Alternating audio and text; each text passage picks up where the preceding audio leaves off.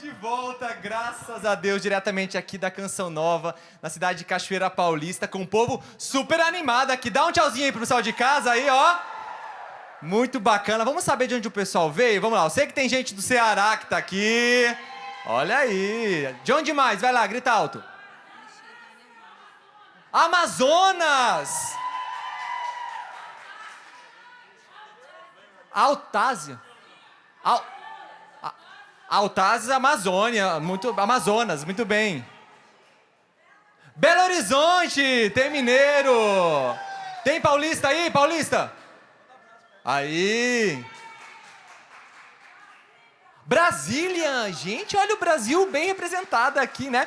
Olha, um alô pra todo mundo. Quero mandar um alô também especial aqui, ó, pros alunos da Escola Preparatória de Cadetes do Exército de Campinas, que estão aí com a gente. Dá um alôzinho aí, ó. Muito bem, sejam bem-vindos. Eles estão aqui acompanhados pelo Padre Anderson, que é capelão da Capelania Militar São Tomás de Aquino. O padre tá por aí já? Tá por aí? Não?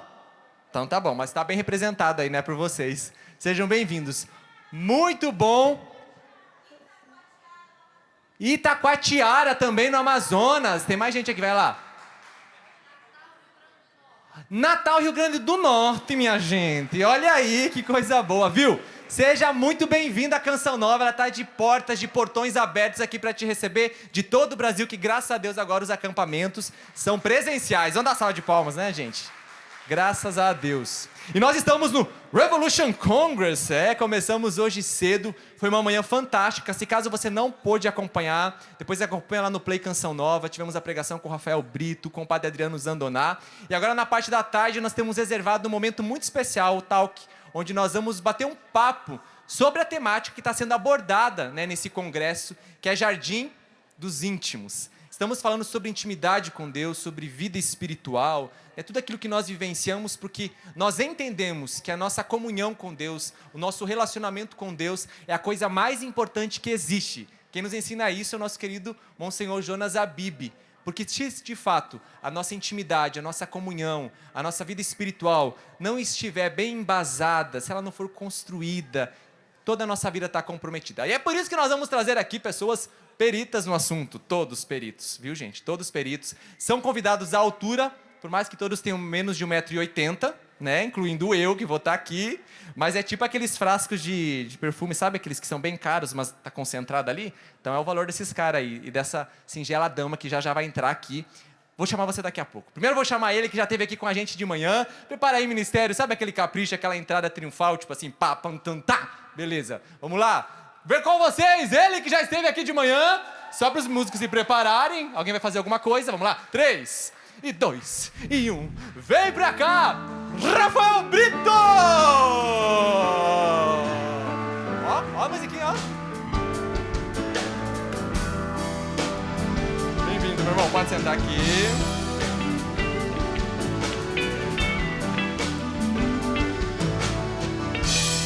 Nossa, dá pra entrar levitando com essa aí, viu, gente? Ó. Vamos lá. Oi? Segura o Thiago. Vamos subir aqui de nível. Tô mexendo igual uma lagartixa. Vamos lá! Vem agora pra cá ela, né? A dama, que vai estar aqui no meio dos 3 homens. Muito bem representada, a classe feminina. E o pessoal do Revolução já conhece Regiane, porque marcou e marca essa história. Regiane Calisto, bem-vinda!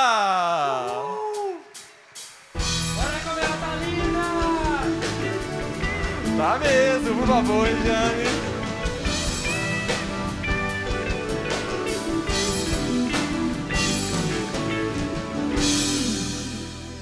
E eis este grande homem de Deus, literalmente, inclusive eu já dou um spoiler aqui, que logo você vai acompanhar no programa Revolução Jesus, 2 programas especiais que nós fizemos, aí uma série, uma curta série, mas muito profunda, sobre o castelo interior, sobre a vida interior, sobre moradas, e claro que ele foi o nosso entrevistado aí de honra, por isso ele vem para cá para contribuir também com a gente, Flávio Crepaldi, bem-vindo.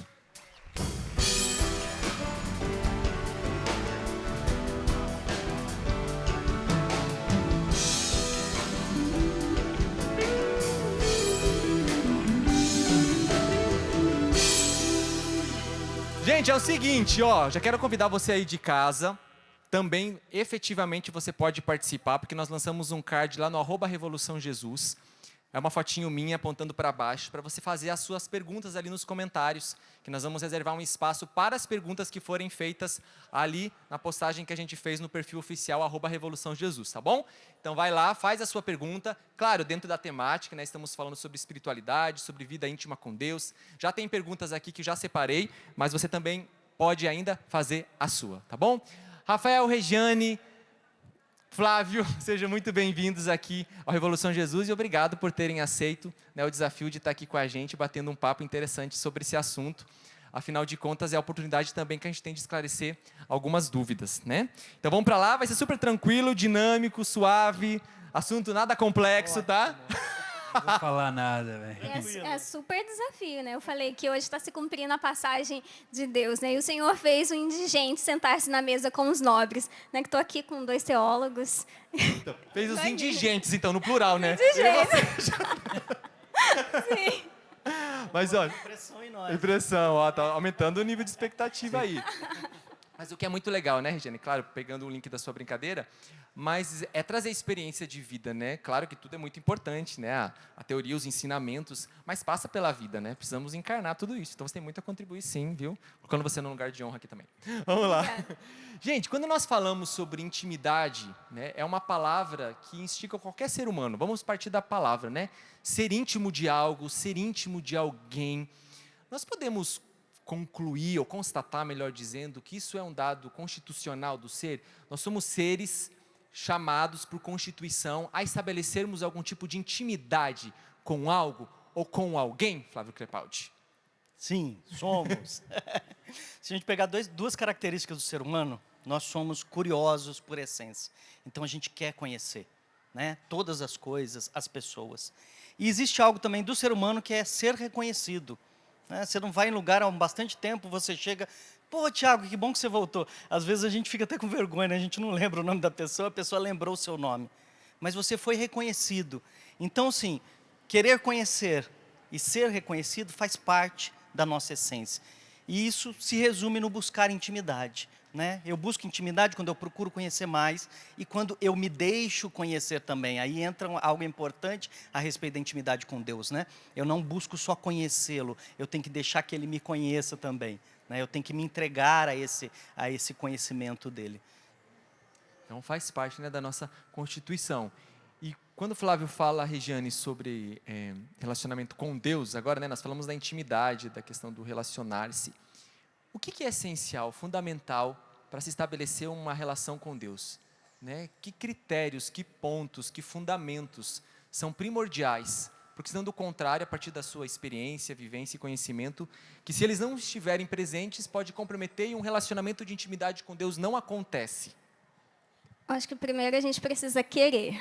Né? Assim como para ser amigo de alguém, né? Para eu ser sua amiga, Tiago, eu preciso querer ser a sua amiga e você também precisa querer ser meu amigo.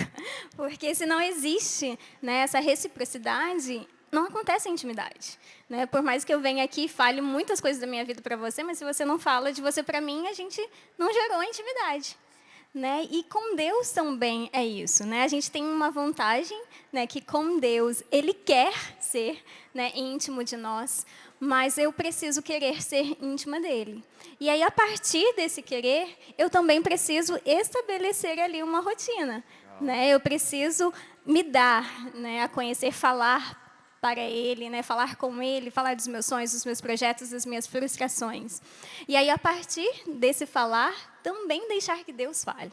Né? Então, também eu preciso ouvir. Então, eu preciso querer, eu preciso estabelecer ali meu momento de oração, né, falar, mas também ouvir. Eu acho que esses são assim os primeiros pontos assim primordiais. É tão bonito ver isso, né? Imagina, gente, que santo absurdo, né? Deus, Ele espera a nossa resposta, Ele não impõe isso. Ele vai atrás de nós, Ele nos persegue, né? Ele insiste, Ele persiste com a gente para se relacionar. Então, assim, a gente já pode ter uma conclusão aqui. É uma loucura a gente não querer se relacionar com Deus, é um absurdo, né? É insanidade. Né? Exato. E eu acho duas coisas importantes que a Regiane falou, né? Ela levou um lado informal e um lado formal. Quer dizer, tem um lado informal, é o meu querer, que precisa acontecer. Mas tem algo formal também, eu preciso fazer acontecer de maneira prática. né? Eu preciso ter práticas, eu preciso ter uma rotina. Então, assim, a base da intimidade de Deus também se constrói, né? Você falou de premissas. Então, tem duas premissas aí importantes que vai de acordo com o que ela está dizendo. A primeira é, não existe intimidade se não se gasta tempo, né? A intimidade é construída com tempo. Eu preciso gastar tempo, né? Você lembrar do Pequeno Príncipe, né? Foi o tempo que você gastou com a rosa que fez ela ser importante. Então, isso é uma premissa formal. Eu preciso gastar tempo. A outra coisa que a gente não pode esquecer nunca é, eu não posso ter um relacionamento com Deus íntimo, né, se eu não estou preparado para isso. Quer dizer, eu não fiz o básico, né? Eu não vivo de acordo com o que Ele quer. Eu não busco viver os mandamentos, eu estou afastado de tudo. Então, existe também esse detalhe que é, para mim, eu preciso me abrir para a graça de Deus, né? Mas para ela acontecer, eu preciso dar passos concretos. Rafael, vamos aprender, né? Estamos aprendendo com quem sabe já trilhou esse caminho. Os santos estão aí com uma escola, né? Que eles já percorreram e não faltam exemplos, vivências e ensinamentos que eles nos deixaram. Como que acontece a união com Deus? Eu sei que é complexo, gente, precisaria de uma pregação, eu sei, mas vamos lá, vamos desafiar. Como que acontece essa união com Deus, né? A nossa união com Ele, né? Pensando que Deus, né, o ser criador, nós, meros mortais, que dimensão em que dimensão acontece, se estabelece essa comunhão com Deus? Como que eu posso dizer eu sou íntimo de Deus? Porque a gente não está falando de uma proximidade física, ou sim, ou não sei. O que a gente pode dizer sobre isso? Gente, Segura essa então. Ele quer colocar a gente no... Rapaz. Isso que ele falou que era um desafio. Exatamente. Bom, vamos lá, vamos entender primeiro o que a gente entende por intimidade. A palavra intimus, do latim, significa aquele que está dentro. Então, quando eu falo de intimidade com alguém, eu tenho que olhar para quem? À luz dos ensinamentos cristãos da igreja. Eu tenho que olhar para Deus. Quando eu olho para o Deus cristão, para o Deus católico, eu vejo quem? Eu vejo a Trindade, o Pai, o Filho e o Espírito Santo. E nós professamos um Deus que é 3 pessoas e de uma única natureza, não é assim? E essa realidade desse relacionamento é um relacionamento que Jesus ensinou isso para nós. Assim, quando ele termina os seus dias, ele está no cenáculo, ele está para ir, e eu costumo dizer que parece que João deixa para nós um testamento de Jesus. Quando ele começa a oração, ele diz: Pai, eu peço para que o Senhor permaneça com eles que ficaram no mundo, e assim como eu estou em ti e você em mim, eu quero que o Senhor esteja neles e eles em nós. Olha isso aqui. Então Deus, desde o início, Tiago, Ele não quer coisas exteriores. Tudo que é exterior, por exemplo, nós estamos aqui na Canção Nova, estamos aqui nesse palco, a TV e tudo mais, isso demonstra tudo. Mas se a mensagem que a Canção Nova passa, que eu como pregador passa, que nós vamos passar nesse talk, não demonstra aquilo que está dentro, de dentro para fora, e fique só na exterioridade, isso não é relacionamento. Então nós temos que olhar essa ideia de relacionamento e intimidade com Deus na sua natureza em si. Agora, quando Deus cria o homem já constituído da sua imagem e da sua semelhança. Quer dizer, então, ser íntimo, como o irmão estava dizendo, é justamente isso. Faz parte da minha natureza querer conhecer. Eu conheço para quê? Eu quero conhecer para poder trazer para dentro de mim. Eu gosto de um filósofo, claramente que ele tem também as suas críticas, tem minhas críticas a ele, mas Francis Bacon, por exemplo, quando ele vai explicar para nós a respeito do conhecimento, da teoria do conhecimento, como eu conheço um material, ele vai à luz também dos ensinamentos de Aristóteles, de alguma forma tentando reler Aristóteles. Ele diz, por exemplo, esse livro é um livro, todo mundo sabe que é um livro, mas a partir do momento que eu abro ele, que eu leio, aquilo que está fora vem para dentro. Olha isso. Vindo para dentro da minha realidade, eu processo dentro da minha alma aquilo que vai chamar depois também de conhecimento. E depois eu delibero de cima daquilo que eu aprendi. Quer dizer, tudo o que eu conheço precisa de passar para dentro, para que eu possa depois ensinar. Eu não posso dizer algo, Conhece o Thiago Marcon? Conheço. Da onde? Da internet. Então, eu não conheço você de verdade. Porque eu te conheço somente, mas eu te conheço na sua intimidade, que você é meu amigo. Agora, muda. O que acontece aqui? O relacionamento com Deus, ele só pode ser um relacionamento verdadeiro quando eu paro de falar dele e começo a falar com ele. Dá para entender? Eu fiz confusão aqui. E você falando, eu lembrei, né? Teresa tem uma conceituação aí sobre a oração, né? Um trato de amizade com Deus. Claro que, né? A partir disso você pode explorar muito. Mas se a gente for entendendo isso e compreendendo, né, nos ajuda e facilita o caminho que nós somos chamados a trilhar, né? Vai desmistificando muita coisa, né? Um Deus tão próximo, né? Porque para muitos é um Deus tão distante, o Criador, mas se eu começar a entender que é de dentro, né? E aí a gente fala da Trindade que habita, né, o profundo da nossa alma, e a gente vai percebendo que o movimento é esse, né? É para cá, não é para cá, né? Até as práticas externas que eu realizo, elas precisam me levar para isso, senão são práticas, preceitos cumpridos, mas que não geram fruto nenhum, né? Exato. Então esse é um grande risco.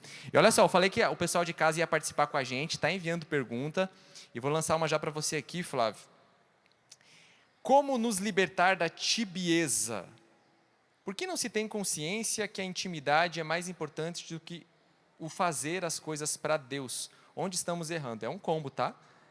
Como nos libertar da tibieza? Por que não se tem consciência que a intimidade é mais importante do que fazer as coisas para Deus? Né? E onde nós estamos errando? Onde estamos errando é muito amplo. É amplo, né? É muito amplo. Onde você está errando é muito onde você pessoal está também, errando né? é melhor, né? A tibieza, ela está relacionada a essa dificuldade de realizar as coisas, né? De manter uma constância. A virtude contrária é a constância. Então eu preciso, para libertar da tibieza, não é um passo negativo, né? Eu jogo fora a tibieza, não tem como fazer isso. Eu preciso criar a constância. A constância elimina a tibieza, né? E criar constância é isso, é estabelecer regras, né? Detalhes, práticas, né? Hábitos que sejam possíveis também. Não adianta você chegar e começar, não, agora eu vou passar 40 dias na capela, né? Todo dia eu vou fazer isso, vou fazer aquilo, aquele outro. Tem até um videozinho rolando no Instagram, muito engraçado, que é isso, né? Amanhã eu vou aprender a falar inglês, amanhã eu vou começar a fazer isso, amanhã eu vou aprender a falar, amanhã, aqueles projetos que a gente faz. Então, assim, construa uma constância, não tenha medo de começar pequeno. Estou completamente parado, eu não vou começar puxando um caminhão, né? Faça aí uma analogia com atividade física. Você está parado, você não vai começar correndo uma maratona. Começa fazendo uma caminhada. Na vida espiritual também é assim. Comece a construir passo por passo. E à medida que você vai ficando mais forte, dê um passo a mais, né? Mas trabalhe pela constância. Eu vou na missa todo dia? Todo dia. Não é o dia que está chovendo eu não vou, o dia que está frio eu já não vou. Ah, hoje eu acordei, né, com um pouco de dor de cabeça, eu não vou. Não, é todo dia, né, dentro do limite do possível e do sensato. E aí a gente vai construindo aos poucos a constância, que não depende do meu humor, não depende do dia, não depende do que fizeram para mim ou deixaram de fazer, né? Eu preciso construir essa constância com Deus, porque eu acho que a gente até vai falar sobre isso, mas a vida espiritual tem altos e baixos. Então, se eu ficar nos altos e baixos da vida espiritual, eu me perco. Eu tenho que ter uma linha de constância. Quando eu estou no baixo, eu falo, não, é importante pelo menos eu manter isso. Isso eu assumir esse compromisso, eu vou manter. Né? E quando eu estou no alto, opa, que bom, lembrando que daqui a pouco vai estar difícil, daqui a pouco vai ser ruim, e eu preciso me preparar para isso também. Qual era a segunda pergunta? Do combo? O combo, né? Era o combo. Espera aí, que até eu separei aqui já outra. Sim. Gente, fugiu a pergunta. Intimidade importante. Por que não se tem consciência que a intimidade é mais importante do que fazer as coisas para Deus? Então, cuidado com isso, né? A gente pode cair em duas mentiras diferentes. Uma é, eu vivo a intimidade com Deus, então eu me tranco no quarto, eu rezo, eu sou maravilhoso com Deus, eu e Deus. Mas quando eu saio para fora, eu sou o caos aonde eu passo, né? As pessoas, quando elas te veem, elas correm, elas fazem cara feia, elas, né, disfarçam. Quer dizer, será que você não está causando um tumulto aí gigantesco na vida dos outros? Né? Ou então, quando você chega, é motivo de alegria, todo mundo fica alegre. Pô, que legal, né? Regiane chegou, olha, queria te ver, queria te abraçar. Então, cuidado com isso. Essa é uma primeira mentira. Eu vivo a minha intimidade com Deus é tão íntima, não tem nada exterior. Mas o que está saindo no exterior? Será que reflete uma intimidade verdadeira? Né? Ou reflete uma máscara? Eu estou vivendo uma fantasia lá, porque isso não se traduz na minha vida. Né? E cuidado com o outro, né? E é isso que acho que a pergunta veio baseado nisso, que também é um risco. Né? E Jesus fala muito disso nos evangelhos, né? De sermos sepulcros caiados, por fora lindo, mas por dentro não tem intimidade nenhuma. Então, vai lá, né? Tá na missa todo dia, você vê a pessoa rezando o terço toda hora, você vê ela lá na adoração, mas por dentro é vazio, não existe uma intimidade verdadeira. Então, são 2 riscos e 2 extremos gigantescos que a gente precisa tomar muito cuidado. Coisa interessante, você falando, eu lembrei, é um ensinamento também do Padre Jonas, que eu acho fantástico. Ele diz que todo aquele que se relaciona com Deus, é produzido nele um elan, né? Um impulso de saída para o outro. Então, se a minha relação com Deus não me leva para o outro, alguma coisa está errada. Porque é próprio de quem é amado querer amar, e amar é se doar, é se entregar pelo outro de diversas formas, um abraço, num sorriso, numa escuta. Então você já pode perceber, né? Eu lembro também de São Tomás de Aquino, quando perguntavam para ele sobre um determinado irmão, alguém que estava, aspas, evoluído, né, na sua vida espiritual, tendo alguns eventos místicos. A primeira coisa que ele perguntava, né? Mas como é a vida dele? As virtudes são presentes? Se não são, esquece, que não é nada, não é? Exatamente. Porque é acompanhado da virtude, então são os eventos místicos, as sensações, enfim, daqui a pouco a gente vai falar um pouco sobre isso, né? Mas é muito importante. Regiane, vou lançar uma para você aqui também, uma pergunta que o pessoal mandou. Como realmente orar sem desanimar? Quem mandou essa pergunta aqui para a gente foi a Verene. Orar sem desanimar, conta aí o segredo para a gente. Acho que o Flávio já respondeu, que é a constância. Né? E aí também, a gente vai entrar um pouco, mas também não viver nesse sentimentalismo, nessa emoção.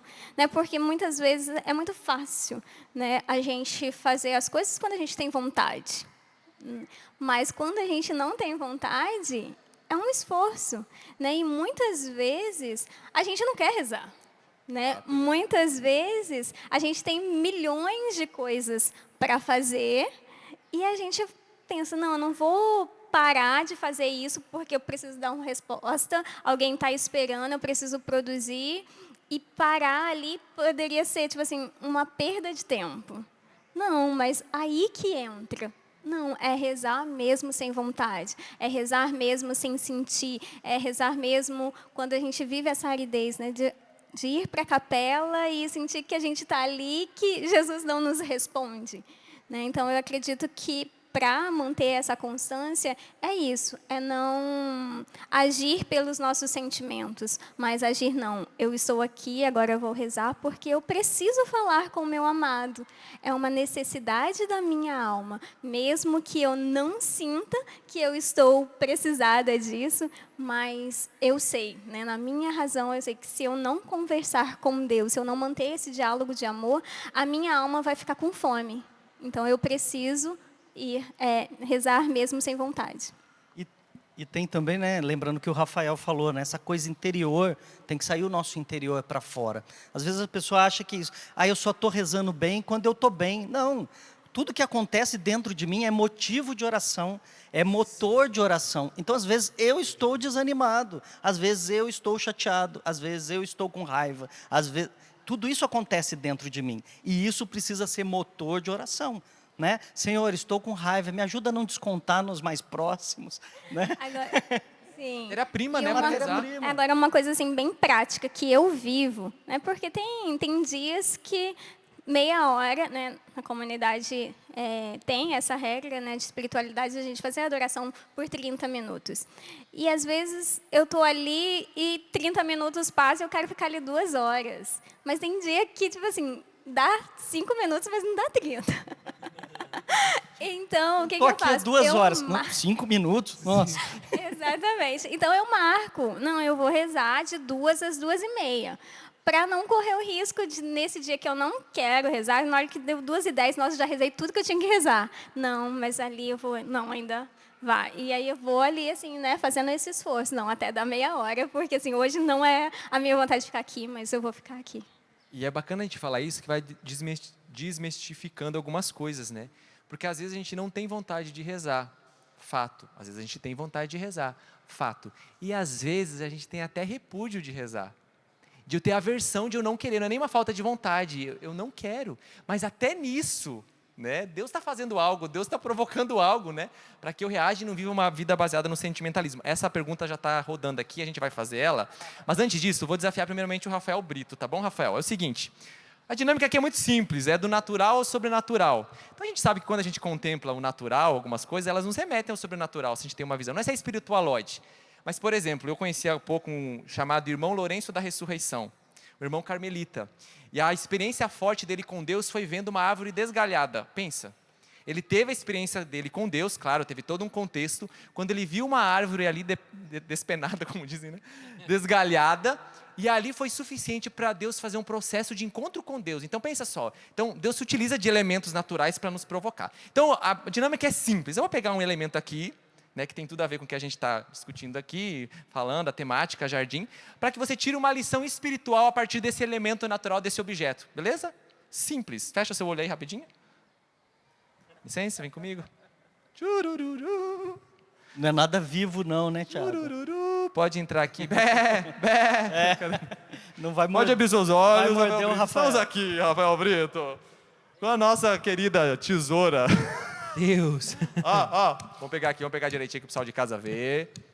Vamos olhar. Claro que nós temos alguns elementos aqui no cenário, né, para nos remeter à jardinagem, ao jardineiro, enfim. E esse aqui é um objeto, um utensílio bem utilizado, né? Que lição espiritual nós podemos tirar a partir dessa tesoura aqui, Rafael? Segura ela que quem sabe dê mais emoção. Meu Deus. Vamos lá. Bom, isso aqui é o símbolo de um jardineiro.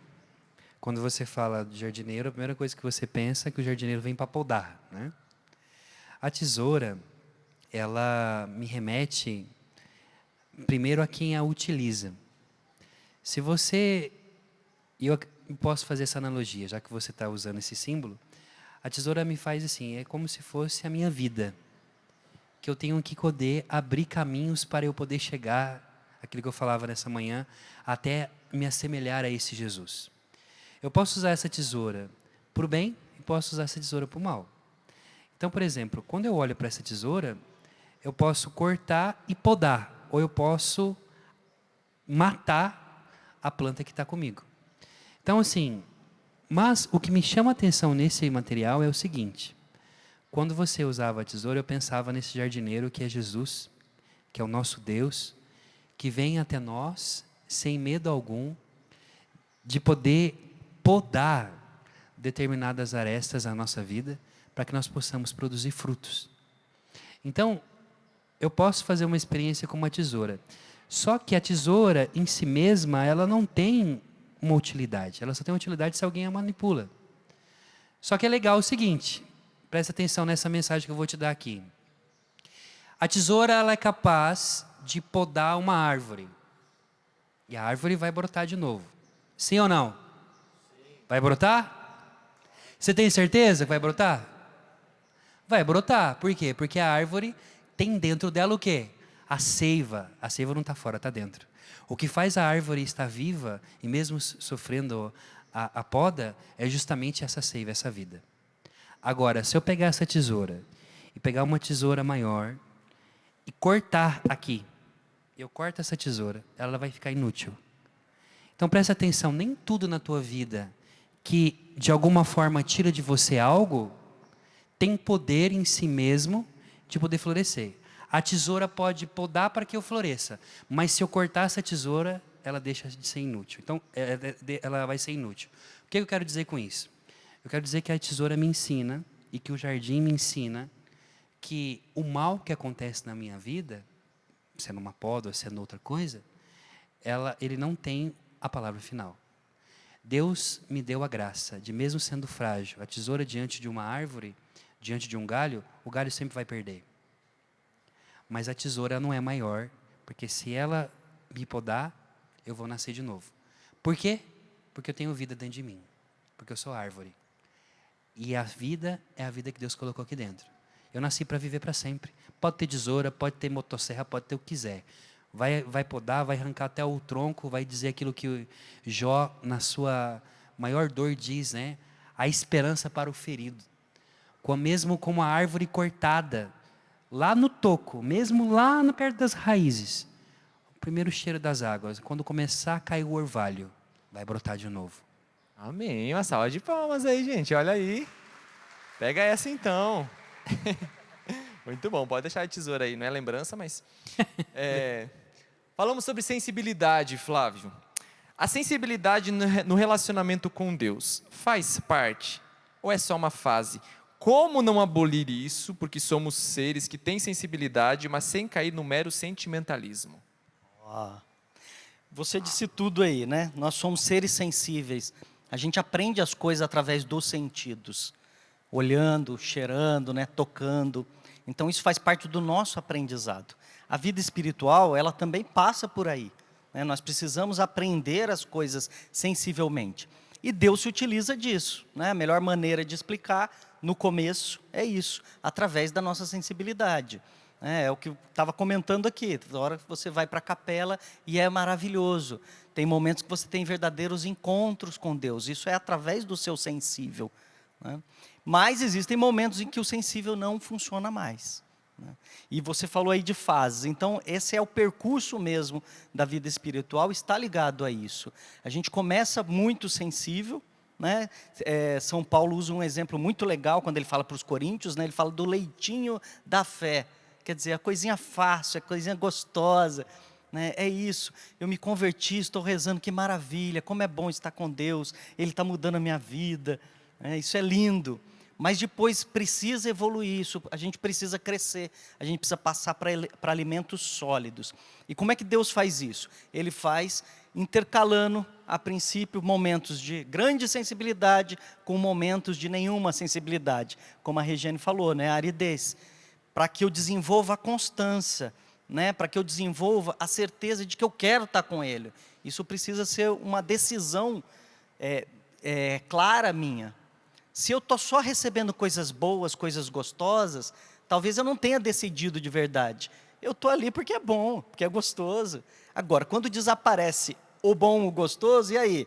Eu resolvo continuar nessa caminhada, né? Então veja, é uma maturidade aí que vai se desenvolvendo.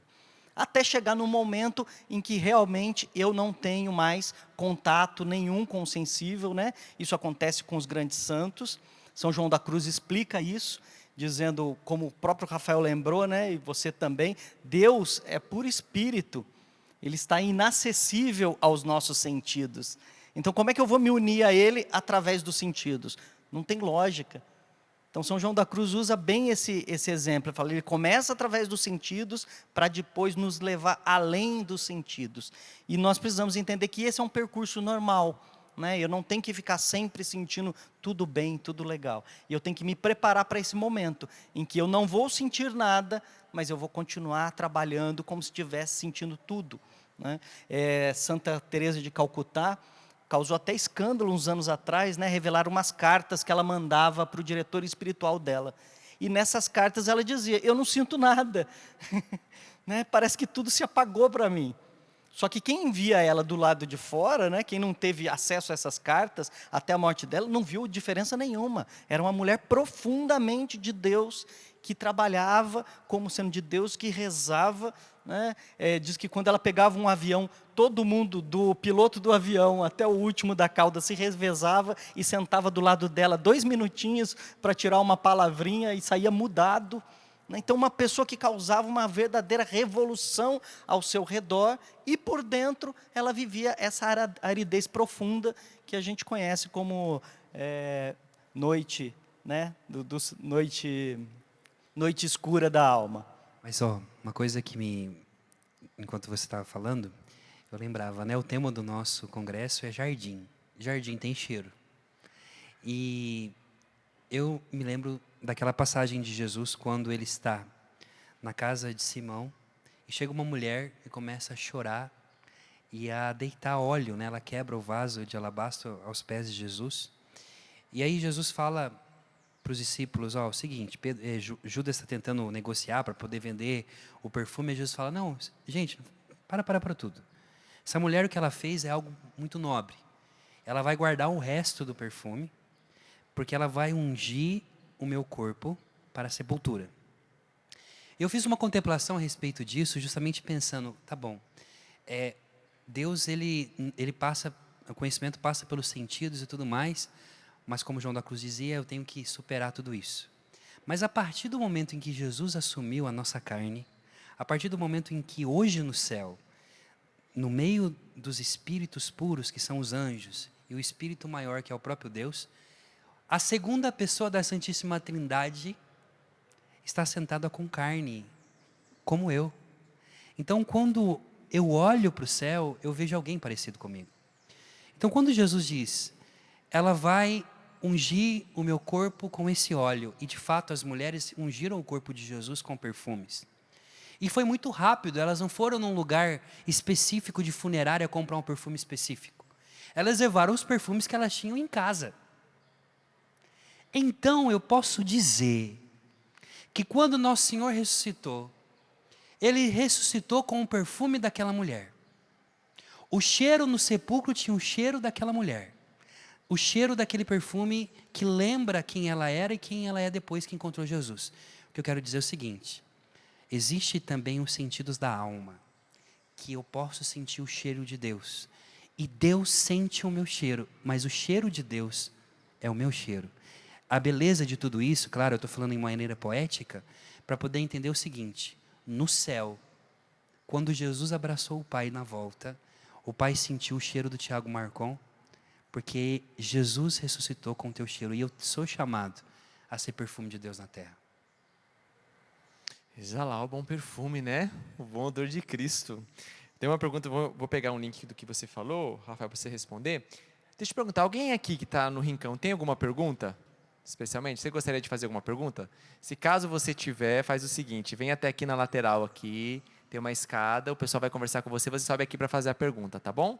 Se você tiver alguma pergunta referente a esse assunto aqui, aproveita, vem ali do ladinho, que o pessoal vai te encaminhar para você fazer a pergunta aqui, tá ok?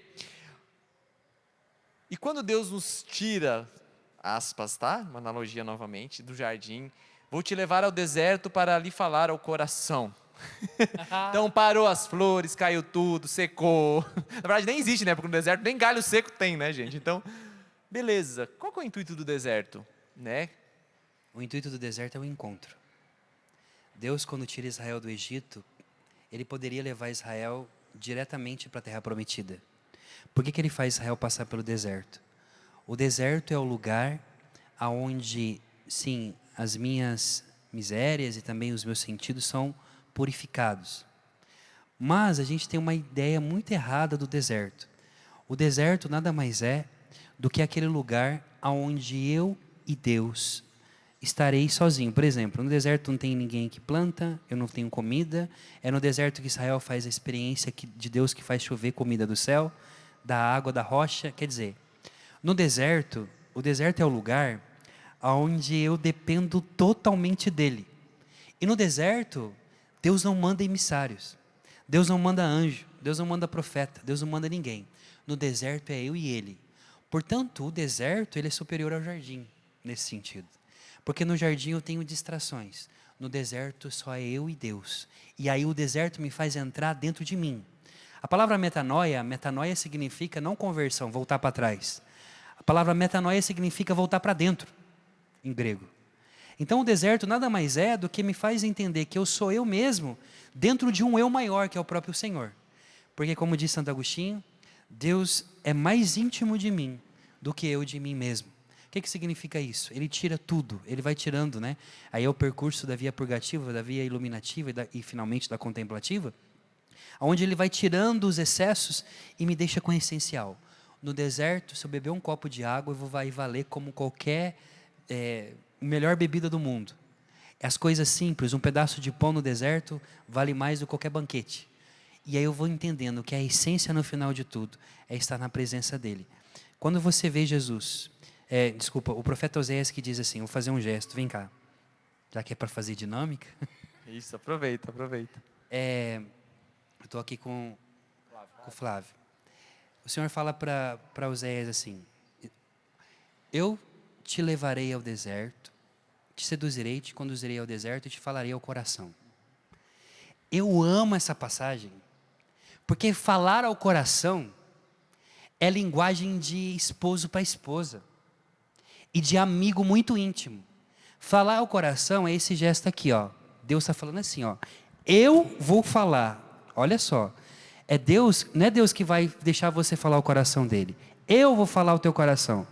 Então, imagina Deus, na sua grandeza, na sua infinitude, que desce. Ele fala assim, ó. Falar ao coração é isso aqui, ó. Falar ao coração. É ter a boca de Deus aqui, ó. Sabe quando você namorava, sabe quando alguém, quando está muito triste, muito mal, e você quer consolar aquela pessoa, você coloca a cabeça dela aqui, ó. Deus, quando está dizendo isso, eu vou falar-te ao coração, Ele está dizendo o seguinte: eu vou te desposar. O deserto é o lugar do casamento, o deserto é o lugar da intimidade, o deserto é o lugar onde só eu e você estaremos. Então, eu que sou o centro da tua vida, falarei aqui no teu coração. Para quê? Para que o teu coração possa florescer de novo. Deserto é maravilhoso. Você lembrou de uma imagem com isso, né? Porque imediatamente eu lembrei. Quem é que está deitadinho assim no coração de Cristo na última ceia? João, ei, João. Intimidade, né? O Intimidade. jardim dos íntimos. Aqueles que escutam, aquele que escuta Deus no coração é também aquele que deita no coração de Deus para falar. E para não falar, só para ouvir, só para estar ali. Né? Como ele falou, a intimidade de esposo e esposa, amigo e amigo. Né? Uma vez aconteceu isso, aconteceu algo tão triste com a minha amiga, eu só cheguei para ela e falei assim, eu vim aqui, mas eu só posso chorar com você. E a gente chorou junto, né? Porque não tinha o que ela fazer, não tinha o que eu fazer. É isso. E se a gente soubesse, né, dessa beleza, dessa grandiosidade, né, que é estar no deserto, a gente desejaria isso, né, como os santos. Mas não, a gente está voltado tanto para uma vida exterior, que quando Deus, né, nos dá essa oportunidade de nos amar, né, da gente poder, né, ir para a nossa vida interior, a gente se assusta, porque a gente está voltado tanto para fora. Né, É isso que o Rafael falou, né? O jardim, ele é maravilhoso, mas ele tem muitas distrações. Então veja aqui, vocês estão evangelizando, cantando, e posta na internet, e faz uma pregação, e volta, quer dizer, é um jardim, está trabalhando para Deus, está fazendo para Deus, mas ele corre o risco da gente estar distraído. Né? E hoje, a nossa sociedade de hoje odeia o silêncio, odeia o ficar, se retirar no deserto. Né? A pessoa fica louca, acabou o Wi-Fi, socorro. Né? Não, a gente precisa fazer esse trabalho, que é um trabalho de intimidade, que é um trabalho de voltar para dentro, né? Para se conhecer. Né? Santo Agostinho trazia muito isso, e Santa Teresa também. Né? Eu só vou conhecer Deus a partir do momento que eu me conhecer também. Não existe um Deus fora de mim, para eu conhecer Ele lá na teoria só. Né? Então, essa é a dinâmica do jardim e do deserto.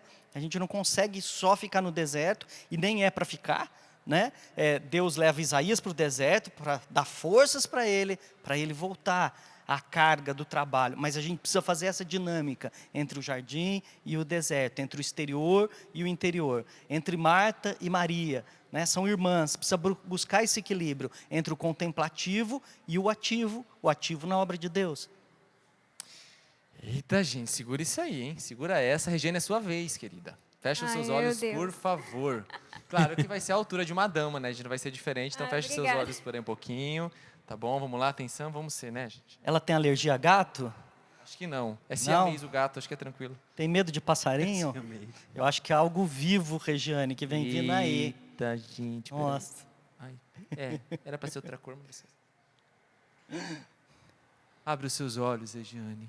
Ah, gente, que bonitinho. Ah, que lindo. Que lindo, pronto, que lindo.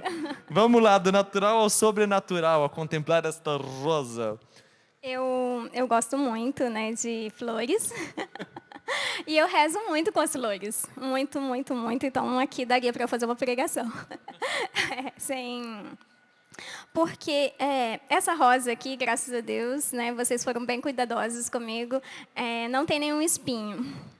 Mas normalmente, né, a nossa vida tem espinhos, né? E aí assim a gente vê também que o nosso caminho com Deus, a nossa espiritualidade não é sempre rosas, né, sempre flores, né? Ela também tem, né, esses espinhos, né, que vai nos machucar, que vai nos doer, no sentido de eu encontrar as minhas feridas. Né? Não que a espiritualidade vai me machucar, mas eu vou deparar, né? Vou deparar com a dor. Né? Quando eu vou me conhecendo ali, eu vou vendo que eu não sou só pétalas, mas que também tenho espinho. Mas uma reflexão que eu gosto muito de fazer com a flor é que ela começa com um broto, né? Depois ela desabrocha e depois ela morre. E assim eu vejo que também é a nossa vida. Porque a gente quer estar sempre florida, né? A gente quer florescer sempre. Só que não, a nossa vida é cíclica, né? Então ela tem fases, né? E aí a gente precisa respeitar, né? Porque assim, por que eu tenho que florir sempre? Né? É uma reflexão que eu faço muito comigo. Porque a gente quer sempre estar bem. Mas é impossível, humanamente, né? A gente sempre está bem. E levando para a espiritualidade, também é impossível também estar sempre bem, sempre com aquela vontade, sempre, na hora que eu fecho os olhos, eu já sinto, né, ali Deus falando comigo, né? Já entra assim, em êxtase. Não, às vezes é difícil, às vezes eu não vou... Nessa rosa não vai chamar a atenção as pétalas, mas vai chamar a atenção esses espinhos. Então, para mim é isso. Ó, e pode levar rosa, merece. A gente vai salvar de palmas aí. Vamos lá, Regiane. Bom, gente.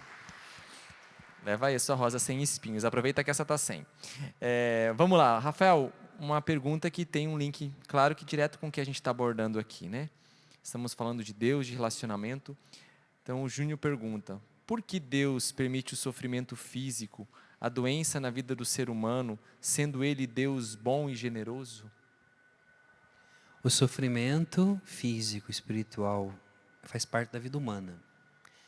Nós sabemos muito bem que o sofrimento ele é causa e também consequências do pecado original e faz parte da nossa natureza. O sofrimento ele sempre será um mistério, será sempre a pergunta que o justo fará. Deus não permite o sofrimento de ninguém. A gente não pode transferir a responsabilidade a essa responsabilidade a esse Deus. Esse não é o Deus cristão, esse é um ídolo. Às vezes a gente acha que Deus ele castiga, que Deus ele não permite. Não, se Deus permitisse o sofrimento, se fosse vontade de Deus o sofrimento, né? Essa é a resposta melhor, ele não seria o Deus de Jesus. Porque o Deus que Jesus nos revelou é justamente o Deus que assumiu sobre si as nossas dores, assumiu os sofrimentos, ele entrou na história da humanidade justamente para poder ser compassivo, ser solidário, estar, né, conosco nesse sofrimento. E isso é muito claro quando nós olhamos para a cruz. Cristo morreu. Então, nós somos isentos de sofrimentos? Não. Mas o sofrimento vai ter sentido se ele estiver em Deus. Se eu colocar a minha vida no Senhor, se esse sofrimento que estou passando, seja físico, através de uma enfermidade e através de qualquer outra coisa, eu cravar naquela cruz, ele tem sentido. Porque independente se você é cristão, se você acredita em Deus ou não, você vai passar por sofrimentos. E portanto, nós temos que tomar muito cuidado de não colocar essa responsabilidade em Deus, porque Deus em tudo que Ele pode, Ele quer estar com a gente. Então, aonde está Deus, por exemplo? A grande pergunta que os judeus fizeram na Shoah, por exemplo, no Holocausto, quando morreram mais de 6 milhões de judeus só na Polônia. Fizeram essa pergunta e foi uma dúvida que surgiu no meio judaico. E é interessante que os próprios rabinos chegaram à seguinte conclusão: Deus estava nas câmaras de gás, Deus estava preso em Auschwitz, Deus chorou, Deus foi liberto e Deus foi queimado. Deus está conosco. Então quando Jesus ele diz, eu estarei convosco todos os dias, não é uma palavra de efeito do Evangelho, é algo real. Nosso Senhor está com você no hospital, está na festa, está no luto, está na tumba, está em todos os momentos para dizer para você que apesar dos processos, porque sofrimento faz parte do processo humano, apesar dos processos da vida, você não estará sozinho. E a gente sabe que a psicologia nos ensina que o maior conforto que um paciente terminal, por exemplo, precisa é de uma companhia. A maior tortura que você pode fazer com o ser humano é no último momento da vida dele, você não estar ali para assisti-lo na morte. E mesmo assim a gente sabe que o Deus que chamou a existência desde a concepção estará comigo na hora da minha morte para me levar com Ele. Então o sofrimento encontrado em Deus, que deságua em Deus, ele encontra sentido. E o verdadeiro sentido da vida é isso. O verdadeiro sentido da vida é viver essa vida sabendo que essa vida que eu tenho deságua numa vida que não passa. Uau, gente. Não vou comentar não, né? Deixar seguindo o fluxo. Uma pergunta que chegou aqui pra gente, Flávio, da Franciane, da paróquia de São Joaquim de Santana. Depois que comungo o corpo de Cristo, há necessidade de, após a missa, ir ao Santíssimo? Uma pergunta bem prática aí, né? Bem prática, necessidade, obrigação não tem. Mas, veja bem, eu gosto de um teólogo, Rui Marim, ele fala o seguinte: quando a gente recebe uma visita em casa, a gente não expulsa a visita de casa. Né? Você não fica falando, deu aí, Tiago, vai, tô precisando seu rumo aí. Tô precisando fazer coisas, vai embora. Então, quando nós comungamos, a gente recebe a visita mais ilustre que existe, é o próprio Deus dentro de nós. Quer dizer, será que nesse momento eu não devo me recolher e estar com Ele? Então, esse é o sentido da visita ao Santíssimo, que você pode fazer no seu próprio banco. Né? Acabei de comungar, agora eu estou com você, Jesus. O corpo físico ali, as espécies físicas vão durar pouco tempo no seu organismo, logo vão ser absorvidas. Mas esses 10, 15 minutos, será que eu não posso dedicar a Ele que veio me visitar? Depois que eu vi isso, eu fico muito chateado, que às vezes a gente realmente vê isso. A pessoa entra na fila da comunhão, comunga e sai correndo, pega o celular, começa a falar. A vida tem muitas obrigações. Tem, mas calma aí, você acabou de receber o próprio Deus, né? Visita tão ilustre. Se o Papa Francisco aparecesse na sua casa, você ia falar, calma aí, Papa Francisco, eu tenho que gravar um áudio aqui, eu tenho que ir ali. Não. Então, esse é o sentido do momento pós-comunhão. Ação de graças. Obrigado, Jesus. Eu não mereço, mas você veio aqui comigo. Né? Eu não sou digno dessa visita, mas você resolveu estar aqui comigo. Então, pelo menos 10, 15 minutos, fazer esse momento de ação de graça. Claro, os santos que construíam a santidade, eles recomendam que, se você puder, faça 1 hora. Vá à missa, comungue, 1 hora de adoração depois. É o tempo de você estar com Ele, Ele está com você. Uau, vamos lá para a sua vez? Porque senão vai acabar o tempo, né? E a gente não tem a dinâmica. Vamos lá, aproveitar já aí. Fecha seus olhos, por favor, Flávio. Vamos lá. Deixa eu ver, estou numa dúvida tremenda aqui. Eu acho que eu vou por aqui. Vamos lá, por aqui mesmo. Vamos usar os pés do mestre, né? Melhor. Estende sua mão aí para frente, por favor, como se você fosse segurar algo muito precioso. Isso, não para receber, para pegar mesmo. Aí, ó. Aí.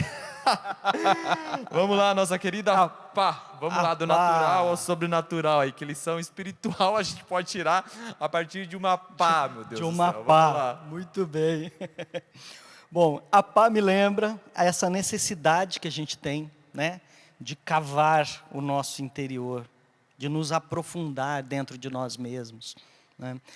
Existe um comentário sobre Jacó, né, e eles dizem, Jacó é conhecido porque ele teve aquele sonho em que ele viu uma escada onde os anjos subiam e desciam. E isso é um símbolo da vida espiritual, da intimidade com Deus. Quer dizer, eu estou tão aberto ao sobrenatural que eu vejo o movimento de Deus. E Deus se movimenta através dos anjos. Né? Só que antes dele sonhar com a escada, ele cavou poços. Se a gente lembrar da samaritana, esse poço aqui foi nosso pai Jacó que cavou. Então, na Terra Santa, até hoje, existem alguns poços que foram cavados por Jacó.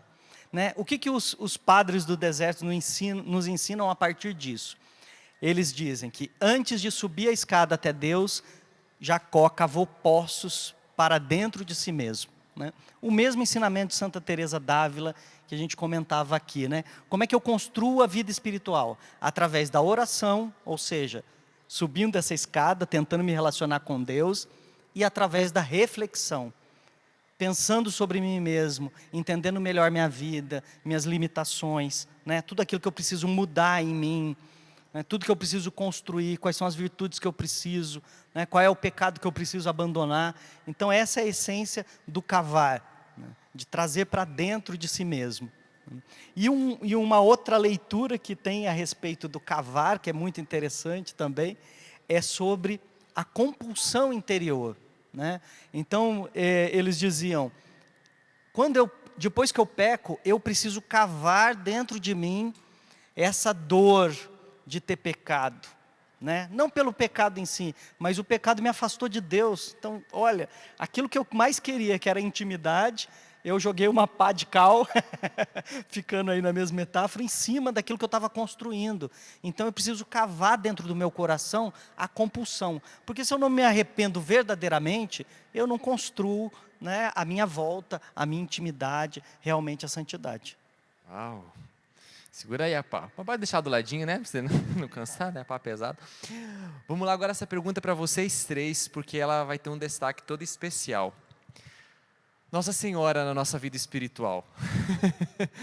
A partir da experiência pessoal, claro, o conhecimento, a busca do que vocês têm como bagagem já de conhecimento, mas indo mesmo para o quesito pessoal, né? Qual que é o papel de Nossa Senhora na sua vida espiritual? Regiane, vamos começar com as mulheres, né? Fala um pouquinho para a gente, como que Nossa Senhora, seria até falar dessa forma, mas como que Nossa Senhora contribui, influencia, potencializa a sua vivência íntima com Deus, o seu relacionamento com Ele? Ela é o meu exemplo, né? Não só meu, né? De todo mundo, eu imagino. Assim, espero. Porque quando vê, né, ali na Anunciação, né? Primeiro ela estava ali, né? Então ela parou, né? E ela ouviu a Deus, né? E ali ela estabeleceu um diálogo com Ele, né? Como se dará isso? E aí ela ouviu a resposta de Deus e ela se colocou em ação. Então, eu vejo Nossa Senhora me dizendo, Regiane, esse é o caminho para você trilhar uma vida de oração espiritual. Né? Primeiro você precisa parar, se colocar em oração, se dirigir a Deus, né? Falar dos seus questionamentos, né? Dos seus sonhos, dos seus projetos, colher de Deus as respostas e, a partir de então, ir, né? Se colocar em ação. Vai lá, Rafael. Nossa Senhora, para mim, ela é minha mãe. E o relacionamento que eu tenho com Nossa Senhora foi crescendo ao longo do tempo, né? Mas hoje eu consigo olhar para a Virgem Maria com esse olhar assim, de todos os títulos que Nossa Senhora tem, que ao longo dos 2000 anos de igreja nós fomos dando, né? Se você pegar a ladainha de Nossa Senhora, não está todos os títulos de Nossa Senhora ali, que senão você não acabaria nunca a ladainha.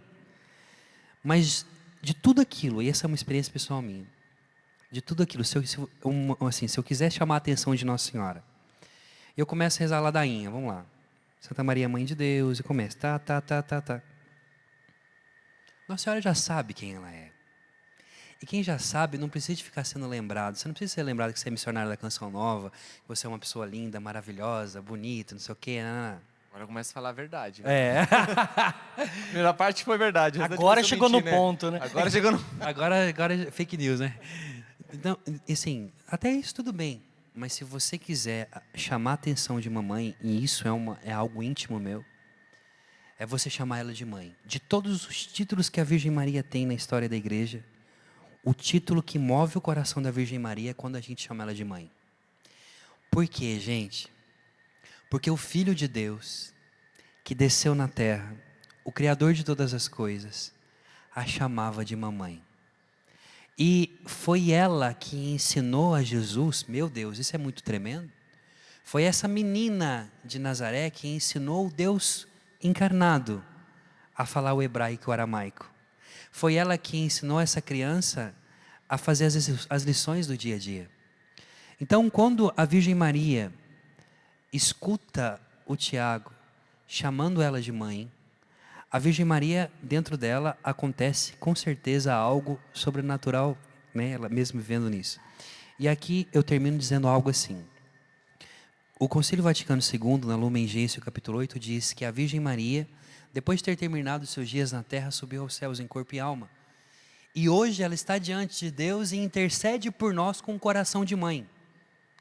E como que é essa intercessão de coração de mãe? A gente tem mãe, a gente sabe como que é. Jesus na cruz, ele disse para o discípulo, eis aí tua mãe, discípulo, eis aí, e mãe, eis aí teu filho. Ele está dizendo simplesmente para ela assumir a gente. Então, Nossa Senhora intercede no céu assim, ó. Ela chega para Jesus e fala assim, meu filho, a tua irmã Regiane me pediu isso para falar com você. Então veja, é uma mãe que está falando com o seu filho para que o seu filho escute a oração de um irmão. A Virgem Maria, ela é a onipotência suplicante simplesmente porque no céu, ela o tempo inteiro está lembrando Deus de que o filho dele tem irmãos na terra, que ele resgatou com o seu sangue, e pelo qual ele pediu para que ela cuidasse, e ela simplesmente está fazendo a missão que ela recebeu, que é ser mãe. Então a Virgem Maria, para mim, é aquela mãe que não somente intercede de longe. Se Nossa Senhora vivesse nos nossos tempos, e ela vive porque ela está em Deus, ela iria na quebrada buscar aquele menino que está nas drogas. Ela é como aquela mãe que intercede junto ao traficante para não matar seu filho. Ela é aquela mãe que vai na prisão atrás do filho preso, que passa por todas as humilhações. Nossa Senhora é mãe. Então assim, para mim, quando eu vou até a mamãe, até Nossa Senhora, eu tenho a ousadia de não chamá-la tanto de Nossa Senhora, mas dizer, mamãe, estou aqui e eu preciso disso. E, cara, quando eu faço isso, ela não aguenta. Coração de mãe, né? Literalmente, coração de mãe. O Flávio, eu pedi para você responder, mas como chegou uma pergunta aqui, o nosso tempo está se encerrando, eu vou fazer jus a essa pergunta aqui, viu? Os corpos incorruptos dos santos teriam a ver com a vida de intimidade com Deus que eles levaram nessa terra? Seria por isso que causam tanto escândalo a esse mundo, presos às aparências e às modas passageiras? Alexander Freitas, da Paróquia Imaculada Conceição de Santa Bárbara do Oeste, que pergunta. Muito bem. Certamente sim, é um sinal, né? E Deus provoca alguns sinais através dos santos para colocá-los como exemplo, né? Então assim, uma vida de intimidade tão grande, é o que a gente espera da ressurreição dos mortos, quando Jesus voltar, que nós vamos recuperar os nossos corpos, né? E eles vão ser incorruptos para sempre. Então já esse sinal entre nós é uma mensagem muito poderosa de que, olha, existe aí, né, isso não é algo que vai acontecer depois, ele pode acontecer agora, pode acontecer já. Né? Na palavra de Deus fala sobre isso, fala, se você está tão unido a Cristo que você não pode morrer mais. Mas como assim? Né? Tentaram ferver João, o apóstolo João, em óleo fervente, ele não morreu. Tiveram que desterrar o cara, né? Falou assim, pô, que a gente não consegue te matar porque você não morre, então vamos mandar você para uma ilha aí separado para você não ficar causando esse tumulto de anunciar o Cristo. Né? Então, volta nisso. Mas também não podemos colocar isso como algo, como se fosse assim, o máximo a ser atingido, entendeu? Uma meta. Né? Eu lembrava de manhã uma história sobre isso, muito interessante, que os cartuchos, que é a ordem mais rígida que tem, eles tinham um hábito, não sei se é de toda cartucho ou se era daquele mosteiro em particular, mas quando os irmãos morriam, eles enterravam os irmãos sem uma lápide, sem uma marcação, no terreno do mosteiro. Né? E essa era uma prática. Determinado dia, um irmão foi trabalhar no jardim e ele encontra um corpo. E aí ele volta para o superior e fala assim, eu encontrei um irmão lá no jardim enterrado. Aí o superior falou, sim, né, tem muitos. Você enterra de novo e segue a vida adiante. Ele falou, não, você não entendeu. Deve ser muito antigo. Falei, tudo bem, esse mosteiro existe há não sei quantos séculos. Não tem problema ser novo ou não. Mas o cara falou, não, é que você não está entendendo. O irmão está enterrado na terra, ele já está nu, porque a roupa desintegrou. Deve ser muito antigo, o corpo está incorrupto. Ele está perfeito, como se tivesse morrido ontem, só que eu estou vivendo aqui há mais de 60 anos e nunca vi esse irmão, então ele é muito antigo. Aí o superior olhou e falou assim, tudo bem, enterra de novo e segue a vida. Simples assim. Nossa, gente. Meu Deus. Gente, a gente só tem 5 minutos. Tem várias perguntas aqui que, claro, não vão dar tempo de ser respondidas. E agora é um desafio, a gente já teve vários. 1 minuto. Em 1 minuto eu gostaria, porque a gente falou aqui de, né, claro, vários conceitos, nos baseamos em tantos ensinamentos, mas tudo isso perpassa pela vida de vocês. Então, em 1 minuto, Rafael, conte uma experiência recente que você viveu com Deus, por ser íntimo dele. Conta aí pra gente algo que Deus te falou, te fez, te sinalizou, revelou. Eu sei que é 1 minuto, mas é 1 minuto bem aproveitado. Vai lá, valendo. Eu estava no quarto preparando para vir para cá e eu perguntei ao Senhor, nessa noite, né? O que o Senhor quer que eu fale amanhã na pregação? E aí ele disse para mim assim, ele me disse no sentido, eu senti ele me dizendo, né? Rafael, pare de falar de mim. Eu falei, mas eu vou pregar, como que eu quero parar de falar de você? Seja eu, porque eu estou em você. Eita. Então, para mim estar aqui hoje é saber que a minha alma, ela é casa dele. Então, a experiência mais forte que eu vivi, na verdade, esse ano todo, foi essa noite. O Senhor dizendo, pare de falar de mim e seja eu vivendo em você. Regiane. Então, como é recente, teve um dia que eu estava rezando, né, na capela e assim, e de repente Deus me deu um direcionamento, né, me deu todo um esquema de um retiro e falou, fala para fulana de tal. Eu fiquei assim, meu Deus do céu. E aí até comentei, nossa, estava rezando, e aí de repente veio uma inspiração, e aí a outra menina falou assim, nem fala com ela, porque ela já está, muita gente falando com ela sobre isso. Mas eu falei, gente, mas eu estava rezando outra coisa. E Deus colocou isso no meu coração, então eu vou falar. E aí eu chamei, né, essa irmã e falei, olha, Jesus pediu para eu te falar isso e isso. Aí até falei bem sorrateiramente assim. E ela, meu Deus, eu estava rezando, perguntando para Deus que tipo de retiro que eu tinha que fazer, como que eu tinha que fazer. Então ali eu vi assim, nossa, olha, Deus realmente ali falou comigo. Né? Não era para mim, né? Respondeu, falou comigo e falou com ela. Que era uma resposta que ela estava pedindo, né? E Deus se utilizou de mim. Uau. Flávio Crepaldi. Eu gosto muito da presença dos santos na nossa vida, né? E eu vejo que tem alguns momentos que eles se aproximam de nós e às vezes eles nos utilizam para aproximar de outras pessoas, né? Então, há pouco tempo eu estava fechando uma sala e eu li no coisa da sala, eu li Salão Padre Pio. E aí eu olhei de novo e não era isso que estava escrito, era outra coisa. Então eu parei um pouco, pensei, chamei o responsável do lugar e falei, olha, eu li aqui Salão Padre Pio, eu não li o que está escrito aí, que era a sala, número tal, alguma coisa assim. E ele falou, não, então isso é um sinal que Padre Pio está querendo se aproximar da gente e tal. E eu tenho um relacionamento já de muito tempo com o Padre Pio, né? Então, para mim, foi algo normal. Eu falei assim, alguma coisa que ele quer interferir aí. Mas passou uns 3 dias, há pouco tempo, essa pessoa veio falar comigo. Falou assim, olha, eu tenho feito uma experiência incrível com Deus através do Padre Pio, depois daquele momento. Não era um santo que eu prestava atenção, eu não tinha devoção especial, mas a partir daquele momento, minha vida mudou com ele e causou grandes mudanças na minha vida espiritual, né? Então, eu lembrei disso também. Às vezes, é o que a Regiane falou, às vezes a gente é um canal para o outro. Sim. Né? E isso é também obra de Deus, isso também faz parte da intimidade. Uau, gente, quero agradecer imensamente Rafael, Regiane, Flávio. Gratidão, viu? Sei que esse tema aí a gente poderia desdobrar de muitas formas, mas uma coisa que perguntaram aqui eram indicações de livros, né, que nos ajudassem. A Rafael está com o livro dele aqui na mão. Esse livro está super recomendado, você pode adquirir loja.cançãonova.com, O Segredo dos Anjos. Tá aí, né, Rafa? Amanhã vamos falar também na promoção de palco, mas para você poder adquirir. Temos aqui 2 livros do Jonathan, que vai estar pregando do Jonathan, amanhã. ótimo. Opa, gente.